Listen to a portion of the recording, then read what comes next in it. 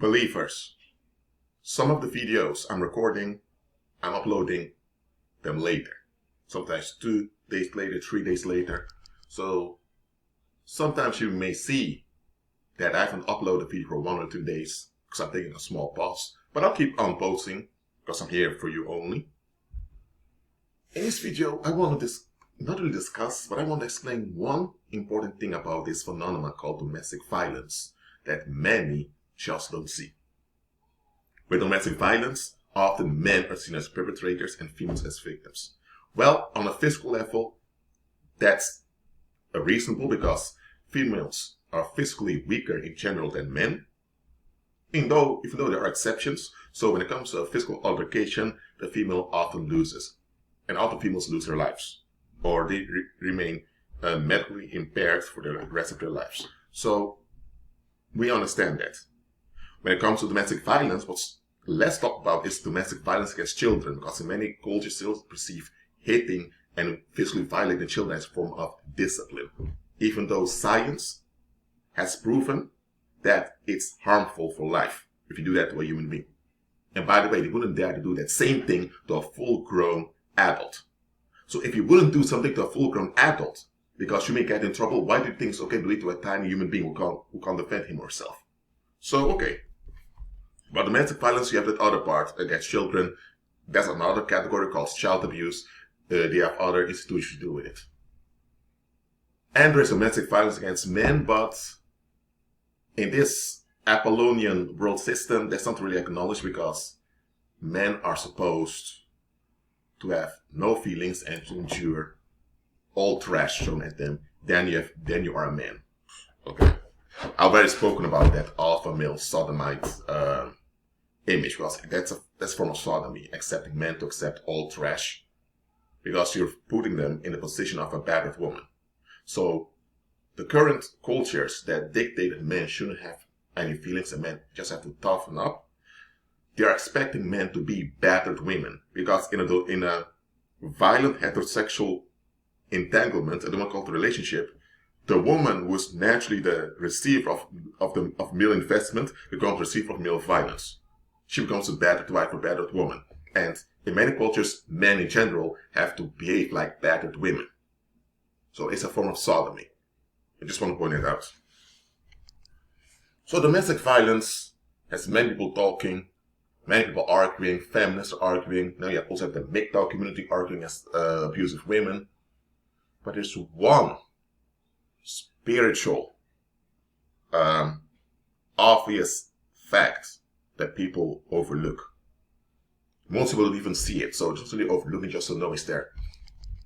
The reason why domestic violence exists to begin with is because mankind does not want to accept their position as vulnerable creatures. That's it. The root of all domestic violence, which includes political violence, whether it's discrimination of a minority, or whether it's gender-based violence, or whether it's genocide, all domestic and political violence, or you can say violence in general, has the following root as its cause. Self-rejection. We won't accept our natural vulnerabilities and weaknesses. We think it's a shame and an embarrassment to be a vulnerable creature. That's how the fallen mind of mankind is. We can't properly handle our vulnerabilities and weaknesses. And here's the thing. Our sexuality is our sexuality is vulnerable and weak. We are sexual beings as human beings. And sexuality is a spiritual thing and it requires vulnerability and weaknesses. So if you don't accept that you are a vulnerable creature, you're also operating in sexual violence eventually later somewhere in your life, because if you can't accept your own vulnerabilities and weaknesses, then you can't handle your natural role as male or female as God designed you to be. So that's also the root of all gender confusion and all sexual violence. Self-rejection. And this world thrives on self-rejection. That's why they cannot eradicate things as domestic violence, especially not sexual violence, because those are the fruit. But they cherish the root. Because when people self-reject, you have a grip on them. You can control them. Well, not literally control, but you have a grip on them. And you can violate them easily because they will likely agree with you violating them. The moment people embrace their natural vulnerabilities and weaknesses, they will forfeit violence and they will look for real life solutions and will end up serving Christ, who is the way, the truth, and the life. So, for society, it's very important for you to be sexually ashamed of yourself. And this sexual shame is achieved by triggering self-rejection in you. Because mankind is in a fallen state, self-rejection is the default state of our thinking. We don't appreciate nor value our weaknesses and vulnerabilities. And paganism is all about established patterns and cycles to compensate for our natural weaknesses and vulnerabilities. Because in this world where people don't want to embrace their natural vulnerabilities and weaknesses, people will look to exploit the vulnerabilities and weaknesses of someone else to feel relieved. So if in this world when you don't watch out, you may end up exploited or even killed or drained to death by others. Why? Because they don't accept their natural vulnerabilities and weaknesses. So they want to they want to play God over your vulnerabilities and weaknesses through violence to feel good about themselves. So people in the world, they give in to structures of violence constructed by pagans just to keep predators at bay. But by doing this, they remain stuck themselves.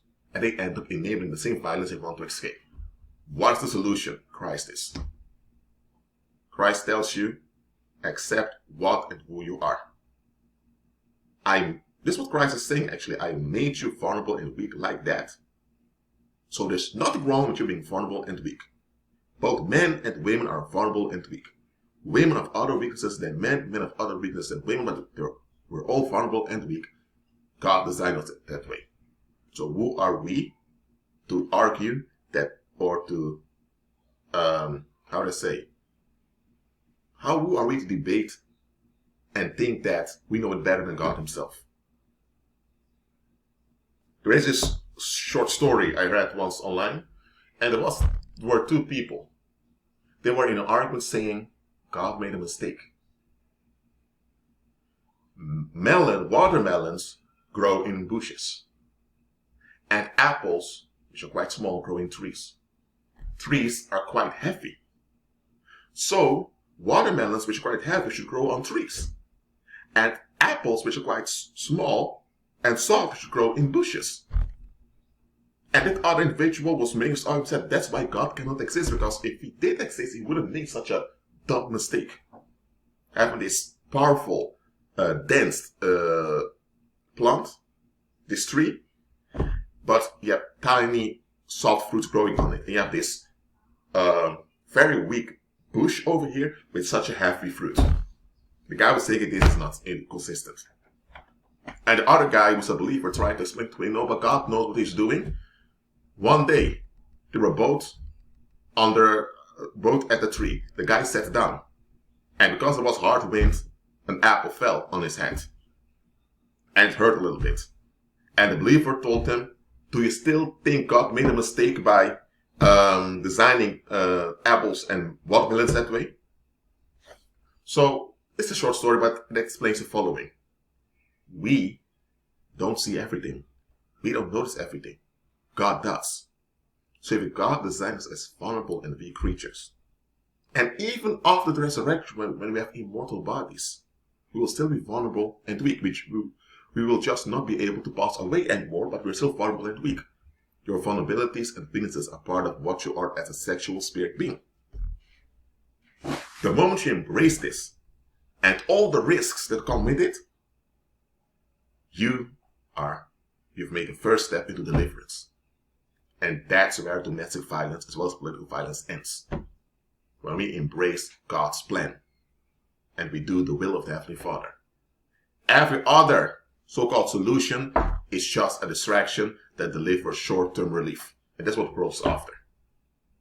So, Submit yourself unto God. Stop playing God. You're not God. There's nothing wrong with you being vulnerable and weak. Why? Because He is faithful and true, and He will grant you His power to operate in. And when you operate in His power, you can never be corrupted by it, you can never go too far, and you'll always end up safe. So, obey the Heavenly Father. Be at peace.